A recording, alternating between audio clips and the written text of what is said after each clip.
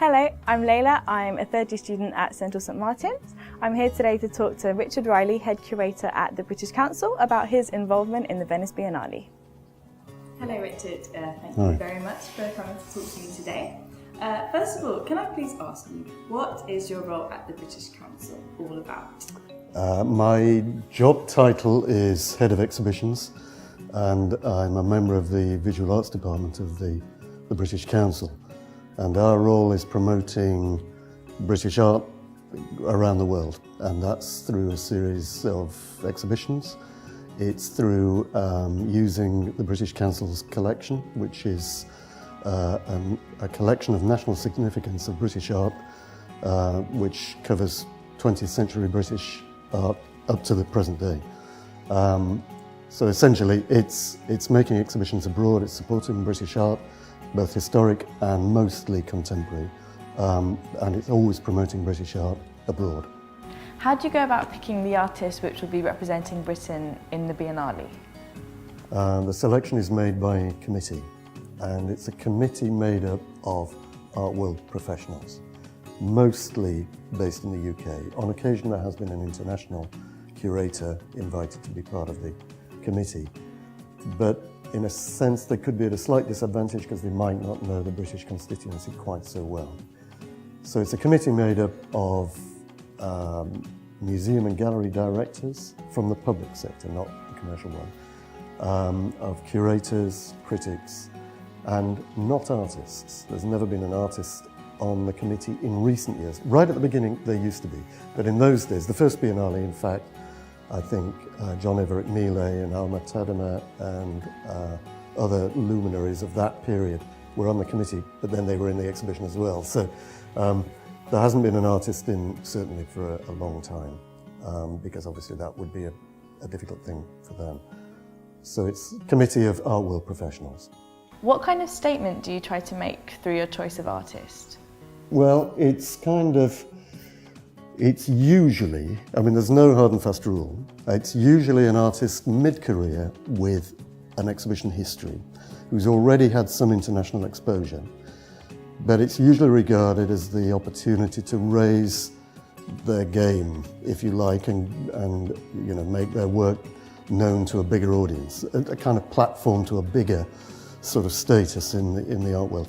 But it's not only that. I mean, there have been very senior artists selected in the fairly recent past. Richard Hamilton in 1993 and Gilbert and George in 2005, both of whom had enormous international reputations. So in a sense, theirs was a bit like, you know, a kind of consolidating great careers. In the case of Gilbert and George's, which I worked on, it was because they'd started a new way of working. They'd started using computer-generated imagery, and were moving into a new phase of their already very illustrious careers. And they'd been missed somehow in the 70s, so in a way it was kind of catching up and putting the record straight. But in the other ones I've worked on, Steve McQueen had already got a pretty big international reputation. He'd already won awards at the Cannes Film Festival, so he was very well known. But I think the committee just felt that year, it may seem obvious, but he's the right artist at this time. Also, we'd never shown a full-weight filmmaker. We'd shown artists who used film as part of their practice, like Mark Wallinger, but Mark also showed painting and sculpture and, you know, other installations, as well as film, whereas Steve showed just one new film. So we premiered a completely new film by Steve McQueen. Has the British Council always been responsible for the British Pavilion at the Biennale? It has for a long time. It has now since 1938.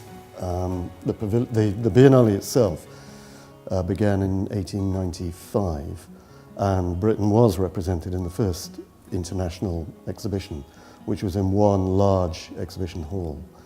And then the British Pavilion first came into being in 1909, I think it was. Originally that building was a tea room, and then it was acquired by the British as the British Pavilion in 1907, I think, and then it was converted, and exhibitions for the Venice Biennale of British art have been in the British Pavilion since then.